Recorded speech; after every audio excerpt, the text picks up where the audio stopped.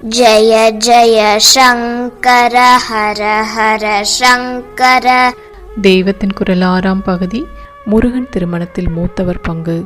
அடுத்தாற்போல் தம்பி சுவாமியுடைய விவாகம், வள்ளி கல்யாணம் என்று உற்சவமாக பண்ணும் விவாகம். கதை, உபன்யாசம், டிராமா, சினிமா, டான்ஸ், டிராமா என்றெல்லாம் அமர்க்கலமாக பண்ணுகிறதற்கு இடம் கொடுக்கிற விவாகம்.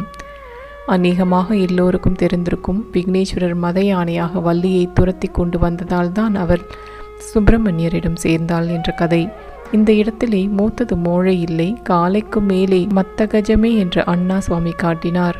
வள்ளி சேரமாட்டேன் என்கிறாளே என்று தம்பிதான் அப்போது செயலில்லாமல் நின்றார்.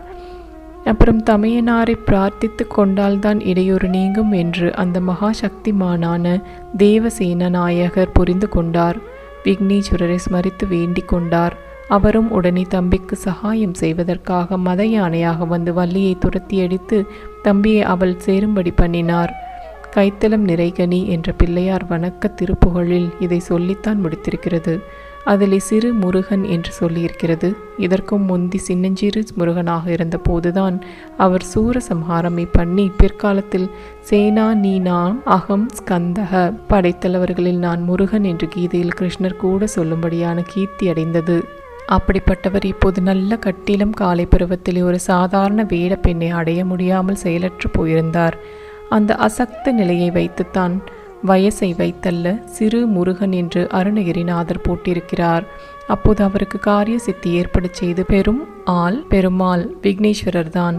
அதனால்தான் திருப்புகழ்களின் முடிவில் சுப்பிரமணியருக்கே உரியதாக வருகிற பெருமாளே என்ற வார்த்தையை இந்த திருப்புகழில் மட்டும் விக்னேஸ்வரருக்கு சுட்டி முடித்திருக்கிறார். தம்பியே இஷ்ட தெய்வமாக கொண்ட அருணகிரிநாதர் அவரை சிறுவராக்கி அண்ணாவை பெருமாள் என்று பெருமைப்படுத்துவது விசேஷம். ஆக சுப்பிரமணிய சுவாமியின் விவாகத்தில் நேராகவே விக்னேஸ்வரருக்கு பாட்டிருக்கிறது. கீரோல் என்றே சொல்லும்படியாக இருக்கிறது. ஜெய ஜெய சங்கர ஹர ஹர சங்கர.